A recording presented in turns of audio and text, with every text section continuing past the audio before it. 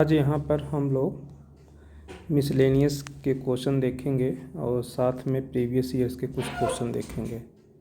ठीक है, question number 1 देखो आप। If a and b are distinct integers, ठीक है, prove that a minus b is a factor of a power n minus b power N.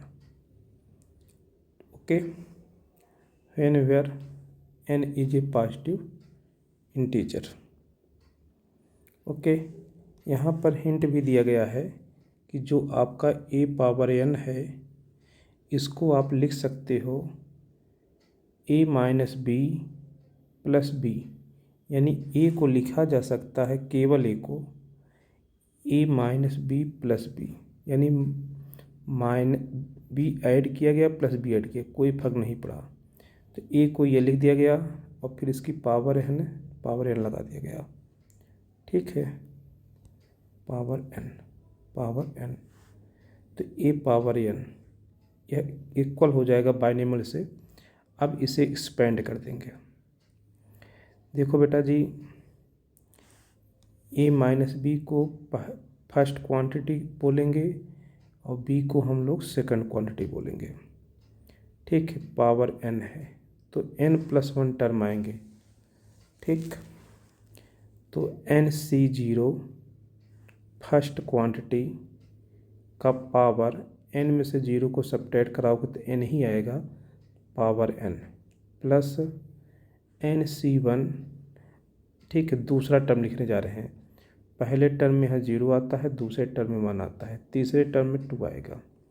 NC1 पहली quantity की power अब पहले से 1 कम हो जाएगी और फिर यहाँ दूसरी क्वांटिटी आ जाएगी इनटू करके, प्लस थर्ड टर्म NC2 अब पहली क्वांटिटी का पावर पहले से 1 कम फिर हो जाएगा और दूसरी क्वांटिटी के पावर 1 बढ़ जाएगा। ठीक है, ऐसे ये चलता जाएगा। ऐसे ही लास्ट का जब सेकंड टर्म देखेंगे तो NCn-1 अब पहली क्वांटिटी का पावर इसमें से इसको सब्ट्रैक्ट कराया जाएगा तो पावर 1 आएगा और दूसरी क्वांटिटी जो यहाँ पर है वही यहाँ पर आएगी। लास्ट टर्म NCn पहली क्वांटिटी का पावर 0 हो जाएगा। किसी भी क्वांटिटी का पावर 0 हो उसका वैल्यू 1 होती है, तो 1 को आप मल्टीप्लाई करा लो इसके साथ तो कोई फर्क नहीं पड़ेगा। अब दूसरी क्वांटिटी का पावर जो यहाँ n है तो यहाँ आ जाएगा। इस तरीके से यह एक्सपेंड हो गया। ठीक, हम लोग NCn की वैल्यू 1 जानते हैं तो ये b पावर n बन गया। इस क्वांटिटी को राइट से लेफ्ट की तरफ लाएंगे तो ये ऐसे बन जाएगा। अब राइट में n+1 टर्म था, अब राइट में केवल n टर्म है। ओके, लेकिन जितने टर्म हैं सभी टर्म में a माइनस बी है।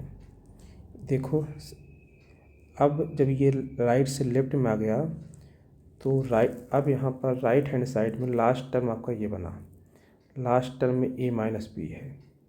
लास्ट टर्म नहीं, जितने टर्म हैं सबके पास a माइनस बी है, कॉमन कर लो। ठीक है, अब NC0 की वैल्यू 1 होती है। अब यहाँ पर एक a माइनस बी बाहर हो गया है तो a माइनस बी की पावर 1 कम हो जाएगी। यहाँ पर NC1 यहाँ पर लिखी जाएगी, a माइनस बी लिखी जाएगी, पावर 1 कम हो जाएगी क्योंकि a माइनस बी कॉमन हो गया इनटू b। ऐसे ही लास्ट टर्म आपका, अब आपका NCn-1 है, ये कॉमन हो चुका है b की पावर n-1। अब ये जो ब्रैकेट के अंदर है पूरी क्वांटिटी, इसे k बोल देंगे, k हमारा रियल नंबर है। ओके, अच्छा, अब यह बात प्रूफ हो गई कि a माइनस बी जो है वह आपका फैक्टर है a पावर n-bn का। क्यों? क्योंकि a पावर n-bn इक्वल है a माइनस बी इंटू के। इस बात से हमको पता चलता है कि a minus b is a factor of a power n minus b power n। Okay, अब आते हैं नेक्स्ट क्वेश्चन पर। ये आपका है क्वेश्चन, ठीक है। यहाँ पर कह रहा है फाइंड एन अप्रॉक्सीमेशन ऑफ 0.99 का power 5 using the first 3 terms of its expansion. तो ये 0.99 है, इसको आप लिख सकते हैं 0.99 को 1 माइनस 0.1, ठीक है। पावर 5 है, लगा दीजिए। अब इसे एक्सपेंड कीजिए, एक्सपेंड कीजिए आप।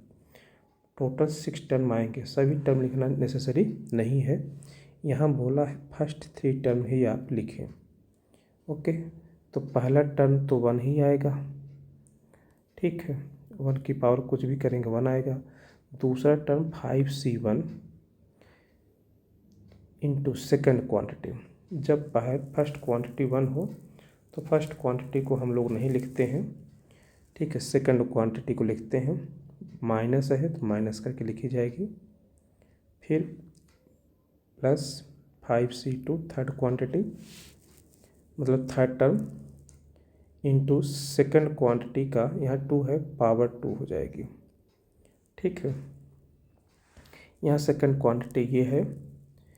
अब जब पावर 2 होगी तो माइनस माइनस प्लस हो जाएगा, plus and so on, okay.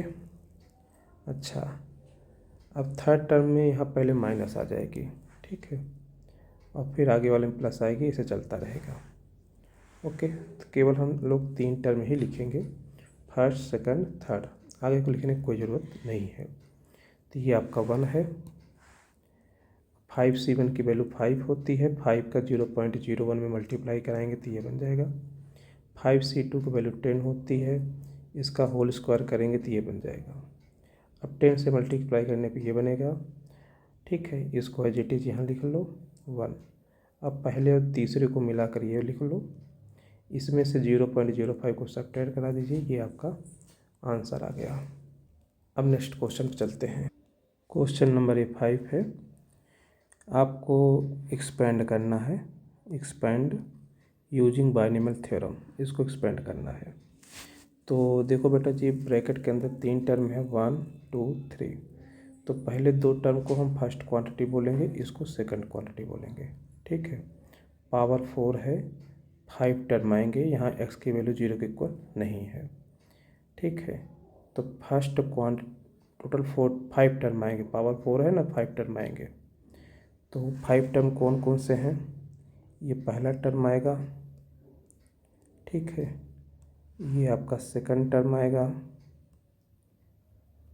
और फिर आपका ये थर्ड टर्म आएगा,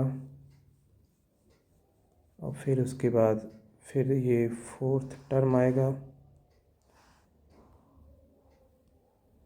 और ये आपका लास्ट टर्म आएगा, फिफ्थ टर्म, ठीक।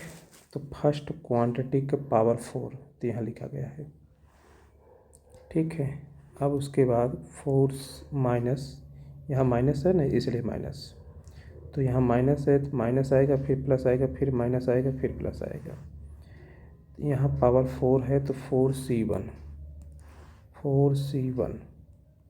फर्स्ट क्वांटिटी की पावर 1 कम हो जाएगी, यहाँ 4 है तो अब 3 हो जाएगी। अब यहाँ पर दूसरी क्वांटिटी आ जाएगी 2/x, दूसरी क्वांटिटी माइनस करके है इसलिए यहाँ माइनस आ गई, पावर 1 रखी जाएगी, ठीक। फिर आप देखो, अब थर्ड टर्म में 2 आता है, फर्स्ट सेकंड टर्म में 1 आता है, ठीक है, 4c2। अब पहली क्वांटिटी की पावर 1 कम हो जाएगी और सेकंड क्वांटिटी की पावर 1 बढ़ जाएगी, ठीक। Next fourth term 4c3, first quantity की पावर 1 का और कम हो जाएगी, 1 हो जाएगी, 2/x की पावर क्यूब 1 बढ़ जाएगी। लास्ट टर्म में इस फर्स्ट क्वांटिटी की पावर 0 हो जाएगी, 1 हो जाएगी, 2/x की पावर 4, ठीक है। अब ये तो एक बार हो गया। अब जहाँ यहाँ पर इसको फिर से बाइनॉमियल थ्योरम से एक्सपेंड करोगे, यहाँ 4 है तो 5 टर्म फिर इसके आएंगे, इसके 5 टर्म आएंगे, इसको एक्सपेंड करेंगे तो 4 टर्म आएंगे, केवल इसके 3 टर्म आएंगे। ठीक है, तो चलो देखो, इसको एक्सपेंड करके ये लिखा गया है। ठीक है, देखो 5 टर्म 1 2 3 4 5, इसको स्पेंड करने पर 4c1 की वैल्यू 4 होती है। इसको स्पेंड करेंगे 4 टर्म आएंगे, ये first term, second term, third term, fourth term, ये आपका हो गया इसका एक्सपेंशन। ठीक है, और ये 2/x। अब ये देखो 4c2 की वैल्यू 6 और 1+x/2 का होल स्क्वायर, इसमें 3 टर्म आएगा, वो आपका ये है 2/x का whole square 4/x² minus 4c3 की वैल्यू 4 होती है, और ये आपका एज इट इज, इसको क्यूब करेंगे तो 8 हो जाएगा, यहाँ x3, इसका पावर 4 करेंगे 16 x⁴। ठीक है, अब ये आपका हो गया। ठीक, अब आप क्या करेंगे कि पहले आप 1/x वाला एक साथ करेंगे, फिर 1/x² वाला एक साथ करेंगे, फिर x³ वाला फिर 1/x⁴ वाला, फिर x वाला, फिर x² का, फिर x³ का, फिर x⁴ का, फिर कांस्टेंट का। ठीक है, इस तरीके से आपका ये आंसर आ जाएगा। ओके, नेक्स्ट क्वेश्चन पढ़ते हैं। क्वेश्चन नंबर, ये आपका है क्वेश्चन नंबर 6। ठीक है, फाइंड द एक्सपेंशन ऑफ, यहाँ पर भी देखो 3 टर्म है, तो पहले इसको फर्स्ट 2 टर्म को फर्स्ट क्वांटिटी बोलेंगे और इसको सेकंड क्वांटिटी बोलेंगे। पावर 3 है, 4 टर्म आएगा यूजिंग बाइनॉमियल थ्योरम। तो ये फर्स्ट टर्म आ गया, ये आपका सेकंड टर्म है। ठीक है, और ये आपका थर्ड टर्म है, ये फोर्थ टर्म है। तो फर्स्ट क्वांटिटी की पावर पहले 3 आएगी, यहाँ पावर 3 है ना, तो फर्स्ट क्वांटिटी की पावर 3। अब इस बार फर्स्ट क्वांटिटी की पावर 1 कम हो जाएगी, सेकंड क्वांटिटी की पावर 1 आ जाएगी। अगले वाले में फर्स्ट क्वांटिटी की पावर 1 और कम हो जाएगी, इसकी पावर 1 बढ़ जाएगी। लास्ट में फर्स्ट क्वांटिटी की पावर 0 हो जाएगी, 1 हो जाएगा, और सेकंड क्वांटिटी की पावर 3 हो जाएगी। सेकंड टर्म में 3c1 आता है, फर्स्ट टर्म 3c0 आता है जिसको 1 कहते हैं, थर्ड वाले में 3c2 आता है। ओके, अब इसको फिर से बाइनॉमियल थ्योरम से एक्सपेंड करोगे तो पावर 3 है, 4 टर्म आएगी।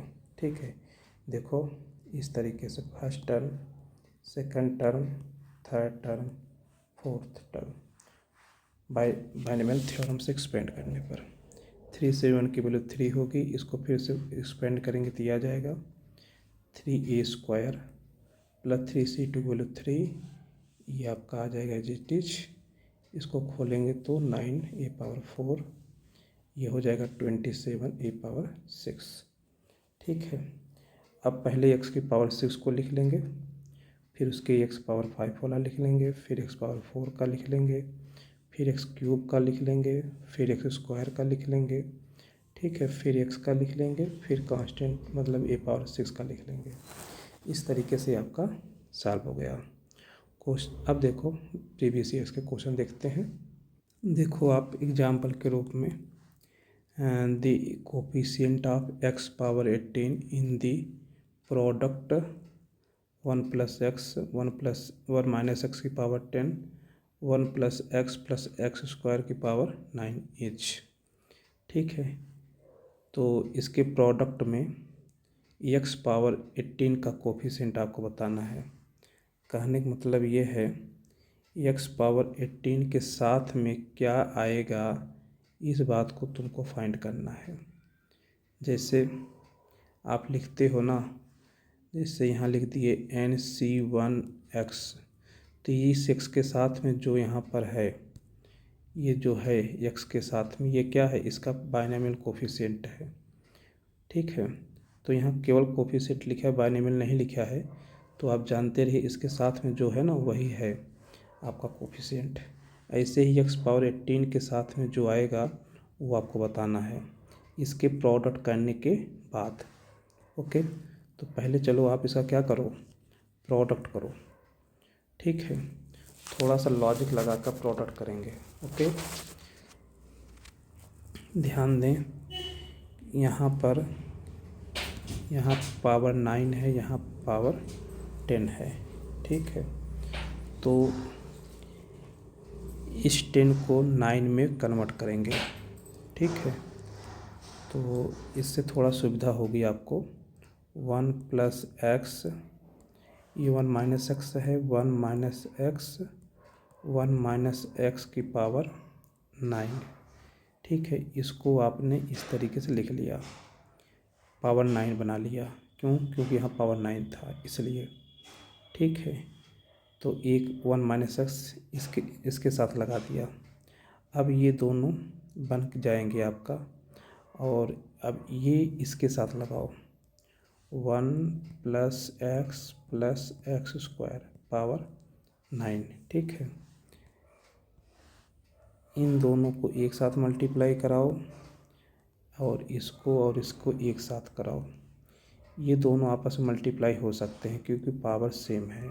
ठीक है, तो ये आपका बन जाएगा 1 माइनस एक्स स्क्वायर, और ये आपका बनेगा 1 माइनस एक्स एक ब्रैकेट में, और एक ब्रैकेट में 1 plus x square whole power 9। ध्यान दो, आपको याद होगा, तो ये 9th 10th में आप याद किए होंगे। ये आइडेंटिटी है, किसकी आइडेंटिटी है? ये आइडेंटिटी है 1 माइनस एक्स क्यूब की। ठीक है, 1 माइनस एक्स क्यूब की आइडेंटिटी है, 1 क्यूब माइनस एक्स क्यूब, ऐसे। ठीक, तो अगर नहीं याद है तो चलो हम आपको याद दिला देते हैं। A cube minus B cube, ये इक्वल होता है ए माइनस बी, और A square plus A B plus B square. ठीक है, तो इस फॉर्म में आपका है, तो इस ऐसे लिख सकते हो। तो ऐसे था, ऐसे लिख दिया। ठीक है, तो इसका पावर कितना है? पावर 9।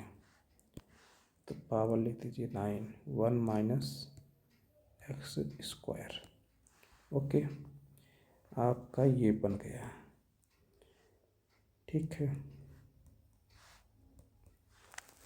अब ध्यान दो आप, ये जो पूरी की पूरी क्वांटिटी है, ये इसको ब्रैकेट के अंदर ले जाओ। जब इसको ब्रैकेट के अंदर ले जाओगे तो 1 के साथ मल्टीप्लाई होगा, तो 1 माइनस एक्स क्यूब पावर 9, फिर माइनस एक्स स्क्वायर इंटू ये क्वांटिटी 1 माइनस एक्स क्यूब का पावर 9। ठीक, अब हमारा उद्देश्य क्या है? एक्स पावर 18 का कोफिशिएंट। ठीक है, तो यहाँ से एक्स पावर 18 का कोफिशिएंट क्या आएगा, इस बात का आपको पता लगाना है। ठीक है, यहाँ क्या आएगा, और यहाँ पर भी एक्स पावर 18 का कोफिशिएंट बनाना है। तो यहाँ तो माइनस एक्स स्क्वायर ऑलरेडी है, तो आपको एक्स पावर 16 बनाना है। यहाँ पर क्या आएगा, इस बात का पता लगाना है। ओके, ध्यान दो, यहाँ क्या आएगा, वो जनरल टर्म से लिखा जाएगा। कैसे लिखोगे, देखो आप। ठीक है, तो इसका जनरल टर्म क्या होगा? इसका जनरल टर्म पहली क्वांटिटी होगा 9CR। ठीक है, फर्स्ट क्वांटिटी 1 है, फर्स्ट क्वांटिटी को लिखते नहीं हैं। Second quantity minus x cube की, जो यहाँ R है तो यहाँ R। ठीक है, ये हो गया फर्स्ट क्वांटिटी में। अब यहाँ R की वैल्यू अगर आप 6 रखते हो तो ये 18 बन जाएगी। थोड़ा सा और सिंप्लीफाई करो इसको, तो इसको आप ऐसे ले सकते हो, 9CR, माइनस को बाहर कर लो, -1 की पावर R एक्स क्यूब की पावर R। अब आप सोचो कि R की कौन सी वैल्यू रखो कि एक्स पावर 18 बन जाए, तो आपको पता चलेगा कि 6 रखने पर बन जाएगा। ठीक है, अब यहाँ पर इसके अंदर जो नंबर आएगा वो आएगा 9C6 -1⁻6। ठीक है, ये चीज़ हो गया, x⁻18 ये आएगा। ओके, अब यहाँ पर देखो, यहाँ पर जो भी पावर होगी वो 3 की पावर करके लिखी जाएगी। जैसे 3 की पावर 1, 3 की पावर 2, 3 की पावर 3, 3 की पावर 4, ऐसे करके लिखी जाएगी। ठीक है, और 3 की पावर में कभी 16 नहीं आएगा। इसका मतलब यहाँ से x⁻16 नहीं बनेगा। जब यहाँ से x⁻16 नहीं बनेगा तो x⁻18 नहीं बनेगा। जब x⁻18 नहीं बनेगा तो x⁻18 का कोई कोफिशिएंट नहीं होगा। ठीक है, तो इधर से कोई रिजल्ट नहीं आएगा। अब आपका रिजल्ट ये आ गया, x⁻18 का जो x⁻18 के साथ में जो है वही आपको फाइंड करना था। ठीक है, यही कोफिशिएंट आपको बताना था। ये कितना है उसको कैलकुलेट कर लो, इसको कैलकुलेट करो। 9C6, 9C6 को आप लिखेंगे 9C6 कहो चाहे 9C3 कहो, ठीक है, एक ही बात है। ये होगा 9 8 × 7/321। ये आपका हो जाएगा 3, यहाँ 3 आ जाएगा, यहाँ 4 आ जाएगा, 4 3 12 84, यानी आंसर आ जाएगा 84। ठीक है, प्लस माइनस चक्कर है। यहाँ देखो -1 का पावर 6 तो इवन होगा, यानी 184 ही आएगा। तो आपका ये ऑप्शन सही है। ओके, अब हम लोग नेक्स्ट क्वेश्चन पे चलते हैं। ये देखो आपके एग्जाम्पल के रूप में है, अच्छा क्वेश्चन है। ठीक है, ध्यान दो। लेट x = 10C1 का whole square plus 2 times 10C2 का whole square plus 3 times 10C3 का whole square plus and so on 10 times 10Cn का होल स्क्वायर। आप एक बात ध्यान देंगे तो यहाँ इसके साथ में 2 है, यहाँ 1 है, तो यहाँ 2 है, यहाँ 3 है। ठीक है, यहाँ 2 है तो यहाँ भी 2 है, यहाँ 1 है तो यहाँ 1 है, यहाँ 3 है तो यहाँ 3 है, तो यहाँ 10 है तो यहाँ 10 है। ठीक है, ये चीज़ इसलिए देखते हैं कि ऐसे क्वेश्चन को सिग्मा के फॉर्म में लिखना ज़रूरी होता है। ओके, तो आसानी से आप लिख सकते हैं where 10CR R belongs to 1 से लेकर 10 तक। सही बात है, 1 से लेकर 10 तक। डिनोट बायनोमियल कोफिशिएंट, ये बायनोमियल कोफिशिएंट को डिनोट कर रहे हैं। ठीक है, then the value of 1/1430x is, कहने का मतलब ये है कि आप यहाँ से x को फाइंड करो और फिर यहाँ लाकर रख दो और इसे कैलकुलेट कर लो, आंसर आ जाएगा। तो कहने का मतलब आपका उद्देश्य है x को फाइंड करना। ठीक है, तो यहाँ पर ये जो x है वो यहाँ कितने टर्म हैं, तो यहाँ पर 10 टर्म है, 1 से लेकर 10 तक है। तो इसको सिग्मा के फॉर्म में सबसे पहले आप लिखोगे। ठीक है, सिग्मा, अब देखो ये 1 से लेकर कहाँ तक जा रहा है, 10 तक। सिग्मा r की वैल्यू 1 से लेकर 10 तक। ठीक है, यहाँ 10C1 है, 10C2 है, 10C3 है, तो 10CR। ठीक, पावर कितना है, 2। तो जो चीज़ यहाँ लिखा गया है उसी चीज़ को आपने ऐसे लिख लिया। ओके, अब देखो इसको आप लिख सकते हो सिग्मा R 10CR × 10CR। ठीक है, R की वैल्यू 1 से लेकर 10 तक। अब अगर आप इस पर ध्यान दें, ठीक है, तो ये बहुत इम्पॉर्टेंट रिजल्ट है। जब भी यहाँ पर आपको जो नंबर यहाँ दिखे वही नंबर यहाँ दिखे तो तुरंत आप क्या करें, ये जो 10 है इसको पहले लिखकर इसमें भी एक कम कर दें, इसमें भी एक कम कर दें, कुछ इस तरीके से। यहाँ लिखें 10, यहाँ लिखें 10 में से 1 सब्ट्रैक्ट करा लीजिए 9, यहाँ में से एक कम कर लीजिए r-1, ठीक है।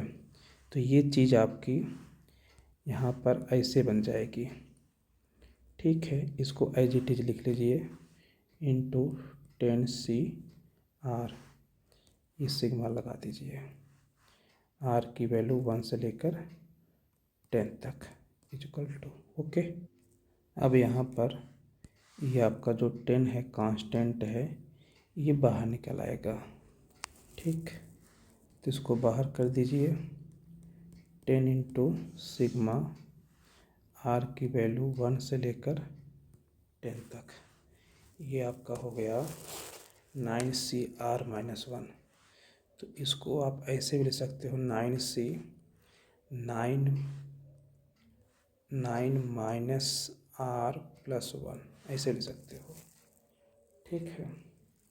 जैसे NCR को आप लिख सकते हो NCN-R, इसमें से इसको सब्ट्रैक्ट करा दो, तो ऐसे इसमें से इसको सब्ट्रैक्ट कराएंगे तो 9 -R+1 यही 10 -R बन जाएगा, ठीक है। तो ये बन गया 10 -R, okay okay, into 10CR, ठीक है। अब अगर इसे एक्सपेंड करेंगे तो ये कुछ ऐसे बनेगा, 10 ब्रैकेट में r की वैल्यू 1 रखेंगे तो 9C, r की वैल्यू 9C9 और 10C1, ठीक है। r की वैल्यू 1 रखने पर जब r की वैल्यू 2 रखोगे तो 9C 10 में से 2 गए 8 इंटू 10C2, ऐसे, ठीक है। ये इनके बीच में क्या आएगा, सिग्मा है ना, प्लस आएगा, तो इसे चलता जाएगा। फिर ये हो जाएगा 9C, अब ये एक एक कम होगा, 9 हो जाएगा, यहाँ 8 हो गया, फिर यहाँ क्या हो जाएगा 7, यहाँ 10C, ये आपका हो जाएगा 3, ओके। ऐसे करते करते लास्ट में जब आप 10 रखेंगे तो ये 9C 0 हो जाएगा और ये 10C आपका हो जाएगा 10। इसमें ध्यान दो, इनका सम 10 है, इनका सम 10 है, इसका सम 10 है, इसका सब 10 है, ओके। 9 + 10 19 है, 9 + 10 19 है, 9 + 10 19 है, 9 + 10 19 है। तो अब इस पूरे का रिजल्ट आपका आ जाएगा, उसको ऐसे लिखेंगे, ठीक है, इक्वल टू 10 इंटू 10 + 9 19 C 9 + 1 10, ये लिख लेंगे, ये आपका x आ गया, ठीक है। अब ये रिजल्ट ले जाकर आप यहाँ पर रख लीजिए, ये हो जाएगा 1/1430 इंटू x कितना है 10 टाइम्स 10 इंटू 19 C 10, ठीक है। ये 0 से ये क्या हो जाएगा, कैंसिल, ये हो जाएगा 1/143 इंटू 19C 10 लिखो चाहे 19C 9 लिखो, ठीक है, एक ही बात है। तो इसको ऐसे लिखोगे 19 18 17 16, ठीक है। और फिर इसको कहाँ तक ले जाओगे, या तो सीधे तुम इसे लिख लो और फिर उसके बाद क्या कर लो 19 फैक्टोरियल अपान 10 फैक्टोरियल इंटू 9 फैक्टोरियल, ठीक है। तो इसको आप 10 तक ले जाओ, इसको कैंसिल करा दो और फिर इसको पूरा कैलकुलेशन करोगे तो ये आपका आ जाएगा 646। ओके, 646 ये आपका आंसर है।